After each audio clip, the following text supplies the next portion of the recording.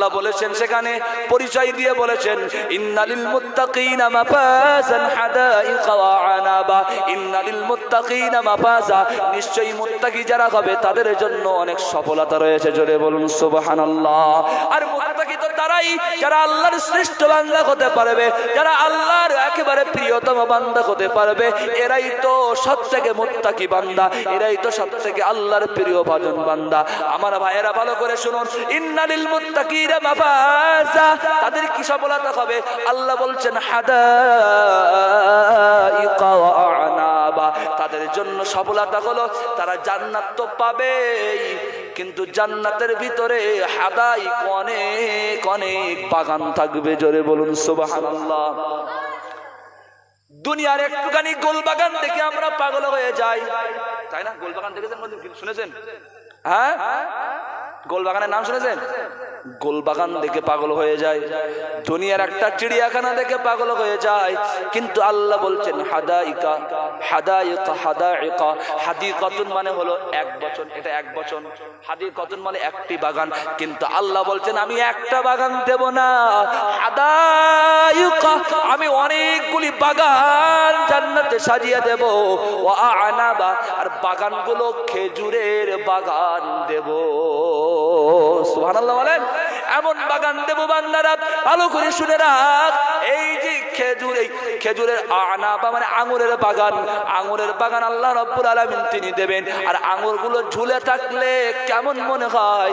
একটু দুনিয়ায় যদি একটু দেখেন, আঙুরের কাশ্মীরে যে সমস্ত আপেলগুলো ঝুলে থাকে, আঙুরগুলো ঝুলে থাকে, কত সুন্দর দেখাই, মনে হয় এক্ষুনি গিয়ে পেড়ে খেয়ে ফেলি। কিন্তু না না না না, জান্নাতে আল্লাহ এত সুন্দর করে আঙুর গাছগুলো, আঙুরের থোকাগুলো ঝুলে থাকবে, বান্দার চাহিদা হওয়া মাত্রই বান্দার সামনে এসে উপস্থিত হয়ে যাবে। জোরে বলুন সুবহানাল্লাহ, আরো জোরে বলুন সুবহানাল্লাহ। শুধু তাই নয়, ওয়া কাওয়াইবা আতরাবা, আল্লাহ বলছেন বান্দা যদি তুই আমার কাছে মুত্তাকি হয়ে আসতে পারিস, আমি তোকে অনেক সুন্দর যুবতী দেব, যে যুবতীর বয়স অনেক অল্প। সুবহানাল্লাহ বলেন। আরে যুবক ভাই, অনেক অনেক সময় আপনারা অনেক সময় অনেক কথা শুনে গেছেন, কিন্তু আমার একটা কথা শুনুন যুবক ভাইয়েরা, যদি জান্নাতে হুর পাওয়ার আপনার নিয়ত থাকে, তাহলে কোনোদিন দুনিয়ার যুবতী মেয়েদের দিকে তাকাবেন না। দুনিয়ার যুবতী মেয়েদের দিকে তাকিয়ে নিজের ঈমান আমলটাকে নষ্ট করবেন না। যদি আপনার ঈমান আমলটা নষ্ট হয়ে যায়, জান্নাতের হুরের সেবা কিন্তু আপনি পাবেন না।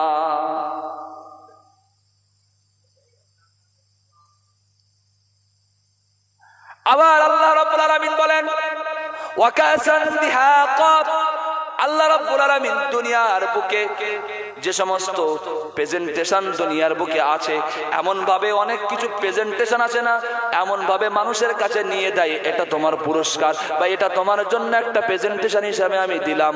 সেই জিনিসটা অনেক প্যাকিং করা থাকে। আল্লাহ রাব্বুল আলামিন ওই জান্নাতি বান্দাদেরকে পানি পান করাবেন, পানি পান করাবেন, এমন পানি যে পানি টোটাল সিল করা।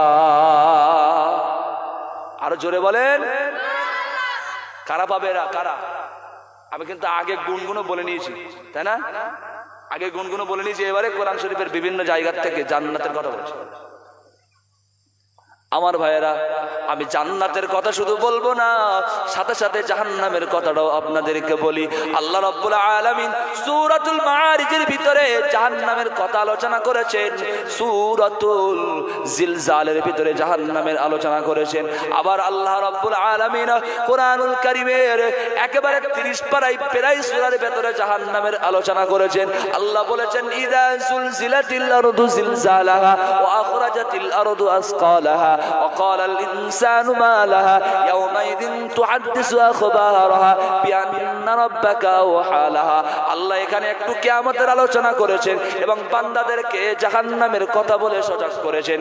আমার ভাইয়েরা, সূরাতুল হাক্কা, আল হাক্কাতু মাল হাক্কা ওয়া মা আদরাকা মাল হাক্কা, এই সমস্ত সূরাগুলো পড়বেন আর জাহান্নামের কথা ভাববেন। আমার ভাইয়েরা, সূরাতুল মাআরিজের ভিতরে মহান আল্লাহ রাব্বুল আলামিন বলেন জাহান্নামটা এমন হবে, জাহান্নামের আগুন নাজ্জাতাল লিশাওয়া, এই যে কাঁচা চামড়া দেখছেন, এই কাঁচা চামড়া কিন্তু জাহান্নামের আগুন পুরো ছিঁড়ে নিয়ে আসবে। নাজ্জাতাল লিশাওয়া তাদউ মান আদবারা ওয়া তাওয়াল্লা, জাহান্নাম থেকে যারা মুখ ফিরিয়ে চলে যাবে তাদেরকে জাহান্নাম ডাকবে, ইয়া আইয়ুহার রাজুল তাআল হিনা, ইয়া আইয়ুহার রাজুল তাআল হিনা, হে অমুক ব্যক্তি কোথায় যাও, তুমি ওইদিকে গেলে তো হবে না, তোমার তো ঠিকানা জাহান্নাম, জাহান্নামে চলে এসো, তুমি জাহান্নামে এসো, তোমার জান যে ঠিকানা জাহান্নাম।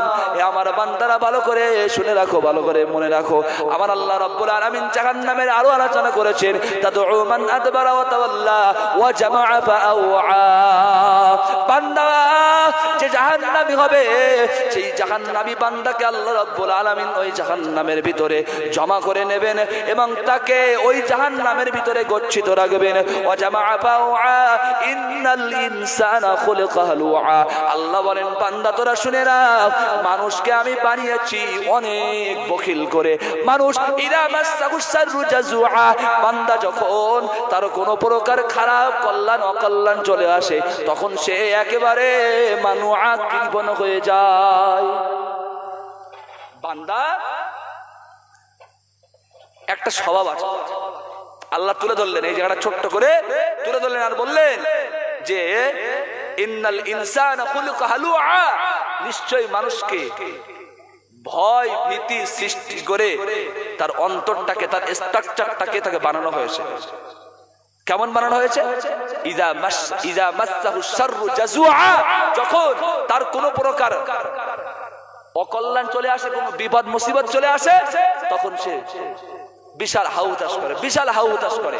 ওয়াইদা মাসসাহুল খায়রু মানুআ, আর যখন কোনো প্রকার কল্যাণ চলে আসে, টাকা পাই, ওই আমার থেকে আর কেউ নেই, এলাকার ডন আমি এখন $4 কোটি টাকার মালিক, আমাকে কে দেখে? বলে না, বলে না? হ্যাঁ, একটুখানি 1 লাখ টাকা, 1 লাখ টাকার টিকিটই পেয়েছে, 1 লাখ টাকার টিকিটই পেয়েছে, বুঝলেন? টিকিটে অনেকদিন পরে 1 লাখ টাকা বেঁধেছে, তা ওই রেল স্টেশন থেকে ওই জায়গা থেকে এত উদম করে এসতেছে, আস্তে আস্তে একটা গাড্ডাই পড়েছে, বাস সব শেষ, সব শেষ, গাড়িও শেষ, মানুষও শেষ। এরকম হয় না, হয় না? বলেন, হয় না, হয় না? হ্যাঁ, আল্লাহর বান্দা হতে হবে নমনীয় বান্দা, ওইরকম টিকিট কেটে এসে আর ওই রকম ভাবে ফাজলামি করা, ওই রকম ভাবে ঔদার্য দেখানো